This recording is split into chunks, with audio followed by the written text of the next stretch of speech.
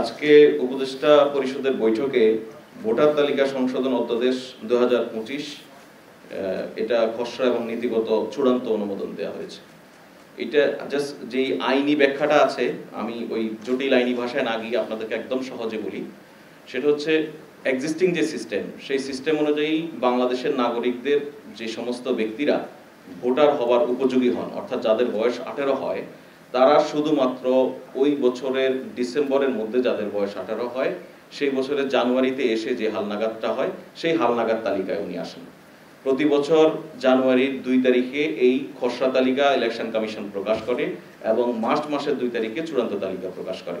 তাহলে দেখা যায় যেটা, যে পরবর্তী যে নির্বাচনটি অনুষ্ঠিত হয়, সেই নির্বাচন অনুষ্ঠিত হওয়ার আগে যে সমস্ত নাগরিকরা 18 বছর বয়সে পৌঁছান, অর্থাৎ ভোটার হওয়ার জন্য এলিজেবল হন, তারা ওই ভোটে ভোটাধিকার প্রয়োগ করার সুযোগ পান না, তারা এই তালিকা থেকে বাদ পড়ে যান।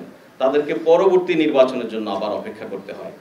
এই বাস্তবতায় নির্বাচন কমিশন মনে করে যে ভোটের শিডিউল ঘোষণার আগেই যেহেতু একটি চূড়ান্ত ভোটার তালিকা প্রস্তুত রাখতে হয়, সেক্ষেত্রে শিডিউল ঘোষণার আগে যৌক্তিক সময়ের মধ্যে এই যারা ভোটার হওয়ার উপযোগী হন তাদেরকে ভোটার তালিকায় নিয়ে আসা।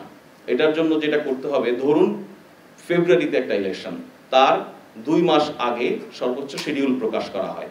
সেই ফেব্রুয়ারি ইলেকশনের 2 মাস আগে বললে আমরা সর্বোচ্চ নভেম্বর, তার মানে নভেম্বর পর্যন্ত মানুষগুলি যারা ভোটার হওয়ার উপযোগী হন তারা ভোটাধিকার দেওয়ার সুযোগ পান না, বরঞ্চ তার আগের জানুয়ারিতে, অর্থাৎ তার আগের বছরের ডিসেম্বর পর্যন্ত যারা 18 বছর হয়েছেন শুধুমাত্র তারাই পান।